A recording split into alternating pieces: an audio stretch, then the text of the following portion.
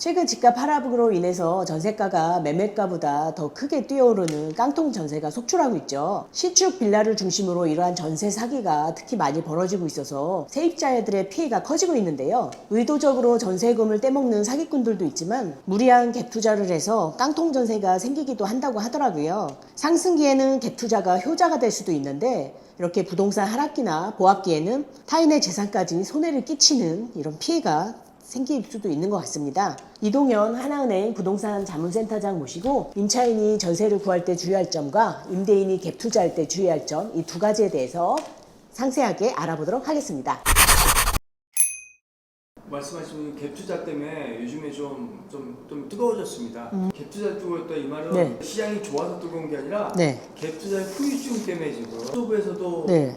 전세 피해에 대해서 대응 방안 그리고 심지어는 거기에 대한 각종 통계를 부동산원을 통해서 공개를 했어요. 적어도 전세에 대한 피해는 입지 말자. 정부가 이 정도 나설 정도면 지금 이제 심각해지고 있다. 이렇게 보시면 되고요. 제가 실제로 최근에 제 지인들 한 2분 정도를 우연찮게 이렇게 얘기를 듣다 보니 그게 용인 지역이에요. 아파트를 사놨는데 세를 놨는데 근데 공급이 많이 늘어나다 보니까 지금 전세를 세입자가 나와있더니 돈을 못 내주고 있대요. 전세가를 그럼 못 맞춰주는 거죠? 못 맞춰가지고 큰일 났습니다. 이 사람. 그래서 우리가 지금 걱정해서 뭐 신용대출, 마이너스 동장대출 막 스트레스 지금 잠이 안 온답니다. 왜? 세입자는 나갈 때 돈을 내줘야 되는데 그쵸. 집주인이 지금 안타까운 상황이 됐어요. 그리고 또 한 분도 서울인데도 예전 같으면 전세 수요가 막 많아서 전세값 올려야 될 판 지금 대령 전세값이 떨어지면서 심지어는 수요도 지금 끊겼대요. 이유가 전세 대출을 받아도 금리가 워낙 높았기 때문에 사람들이 전세 대출마저도 꺼린대요. 월세만 수요가 있대요. 저런. 그래서 마지못해서 기존에 가지고 있던 모든 자금 끌어모아서 약 한 7억 원 돈을 전세 자금을 주고 그러니까 내보내주고 못 구해가지고 결국은 월세로 맞춰서 본의 아니게 임대 수익자로 지금 남아있게 되는 상황이 나왔습니다. 그래가지고 너무 힘들다. 이렇게 집주인 힘들다 이런 말이 나오는 게 그렇게 많지 않아요. 근데 최근에 지금 이렇게 말이 나온다 이 말은 뭐냐면 주택시장이 하락세로 전환이 됐고 시장이 더 어려워지기 때문에 갭 투자 내지는 전세 세입자를 안고 사는 사람들이 지금 부담감이 커진 거예요. 그러니까 시장이 지금 이렇게 바뀌었다. 이런 큰 흐름을 알고 시작해야 됩니다. 최근 뭐 깡통 전세가 이렇게 무리한 갭 투자 때문이다 원인을 이렇게 분석하는 데가 많은데 진짜 무리한 갭 투자 때문에 이런 전세 사기도 많이 일어나는 건가요? 그렇죠. 결국 갭 투자라는 게 뭐냐면은 아파트 매매가 비율 대 전세가의 가격 비율을 우리가 전세가율을 하는데 이게 높은 지역에 갭 투자 가능한 거예요. 서울 같은 경우에 아파트만 보면은 평균적으로 한 65에서 70% 전세가율인데 만약에 일부 지역에서는 임대가율이 80% 90%라는 얘기는 집값이 5억인데 전세가율이 4억 이상 넘는다는 거 아니에요. 집값이 떨어지면 대책이 없는 거죠. 그게 깡통 정세가 되는 거예요. 그러다 보면은 집을 내놔도 전세가를 돌려주지도 못해요. 경매로 넘어가게 되면 여기서 또 낙찰가율이 더 떨어지겠죠. 이게 말 그대로 깡통이 되는 겁니다. 그래서 지금 깡통 주택에 대한 말도 지금 다시 나오는 게 일부 지역에서 과도한 전세가율을 가지고 투자했던 사람들, 이 사람들을 우리가 갭 투자자라고 부르는데 이 사람들이 지금 위기를 맞게 된 거고 이 위기가 아이러니하게도 임차인이라는 세입자한테 피해가 또 전가돼요. 정부에서도 지금 심각하게 위기 상황이라고 보기 때문에 이렇게 국토부에서도 이걸 발표한 것 같아요. 깡통 주택에 대한 거를 주의하자 이러면서 주의사항까지 안내했던 게 아주 이례적인 거라고 볼 수 있겠어요. 근데 보통 투자자들이 갭 투자를 좋아하잖아요. 갭 투자에 장점이 있어서 좋아할 텐데 장점도 한번 짚어주시죠. 갭 투자 장점은 뭡니까? 시장이 좋을 때 대출을 안 쓰고 세입자 돈으로 내가 집 사겠다는 거예요. 쉽게 얘기하면은 장점이에요. 내 돈 안 들이고 집 사는 게 갭 투자인데 그러다 보니까 일부 지방이라든지 수도권 외곽 지역은 90% 넘는 거를 좋아해요. 아니 5억짜리 아파트를 사는데 세입자 전세보증금이 4억 5천이야 90%면 그걸 사면 내가 5천만 원 집을 사. 이런 경우가 있어. 그러면 왜 사람들이 하냐? 그 5억짜리 아파트가 1년, 2년 뒤에 6억, 7억이 된다고 생각해요. 얼마 전에 그렇게 해왔잖아요. 그러면 나는 레버리지 투자가 5천만 원 가지고 1억, 2억을 버는 거 1, 2년 내에 그만한 완전한 투자가 어디 있어요?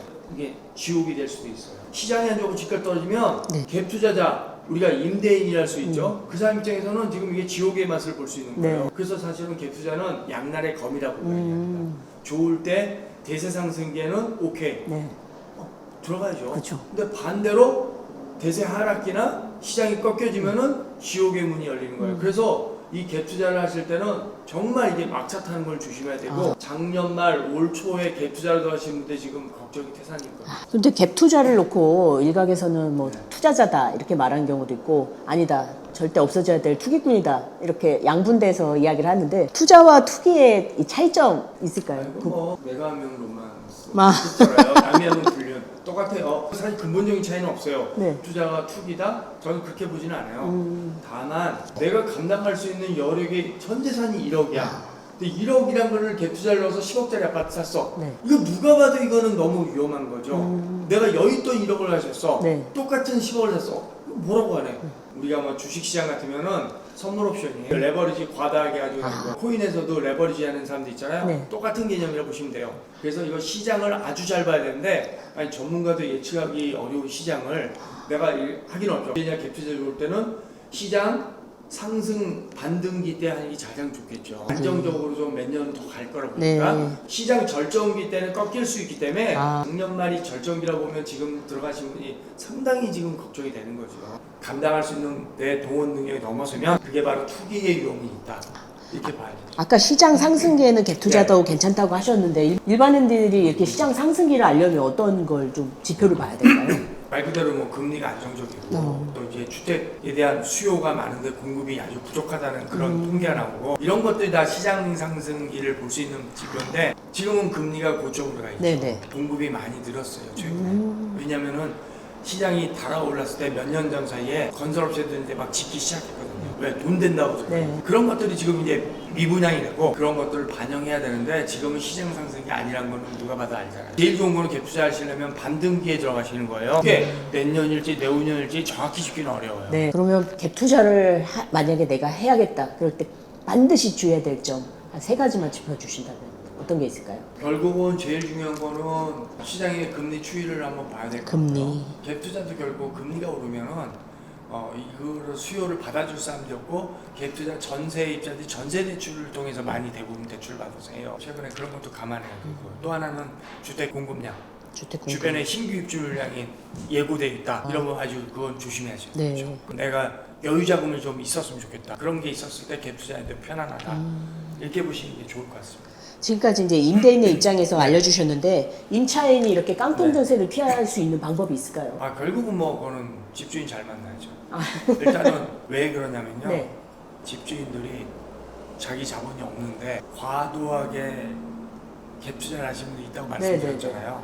10채, 20채, 100채도 있고요. 특히 빌라 같은 경우 집주인들이 10채, 100채. 1000채 사놓고 하는데 자기 자본 하나도 안 들이는 사람들이 있는데 이게 신축 빌라 쪽에 특히 많아요. 네. 왜? 가격을 객관적으로 평가할 수 있는 데이터가 없다 보니까 전세금이 이게 3억짜리인지 5억짜리인지 집주인이 부르면 그거 전제가 돼. 그런데 거래 사례가 잘 없잖아요. 그럼 사람들이 모르고 그걸 들어가요. 새 빌라고 아파트는 10억인데 얘는 3억이네 5억이네 들어가요. 근데 사실 그게 객관적으로 평가하면 3억 5억이 아니라 1억짜리일 수도 있는 거예요. 제가 이제 극단적으로 쉽게 설명을 드리는 건데 그런 전문꾼들이 많이 사놓고 전세보증금 다 전세 입자에다 넘기고 자기는 부도내버린 경우도 많아요. 네. 자기는 이미 돈 다 빼갔잖아요. 그리고 사업자가 파산시켜버리고 그런 거를 조심해야 되기 때문에 특히 빌라, 신축 빌라 같은 거 살 때는 정확한 시세 파악이 필요하고요. 집주인이 전문적인 사람 같다. 집주인이 101호 가지고 저쪽 동네에 새로운 건물 101호 이런 경우는 별로 없어요. 보통 101호, 102호, 103다 가지고 있어요. 자기 그 통으로 그냥. 그렇죠. 그러니까 이게 딱딱 떼어보면 집주인이 쫙 가지고 있는데 보니까 그렇게 뭐 재벌 같지도 않은데 집을 여러 개 있는데 다 전세로 놓고 있다. 네. 그거는 정말 조심해야죠. 좀 잘 봐야 되죠. 네.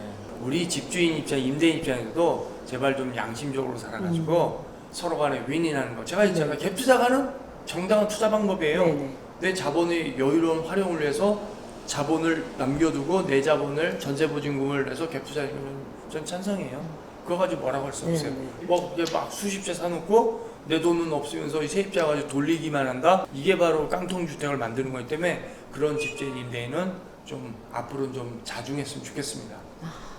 지금까지 이동현 하나은행 부동산 자문센터장 모시고 갭투자의 허와실, 그 다음에 깡통 전세를 피할 수 있는 방법에 대해서 알아봤는데요. 갭투자를 만약에 하시려는 분들은 여유 자금이 충분한지 한번 확인을 해보시고요. 그 다음에 전세를 들어가실 때는 반드시 등기부등본을 떼보시고 신축 빌라는 시세를 잘 알아보시기 바라겠습니다. 감사합니다.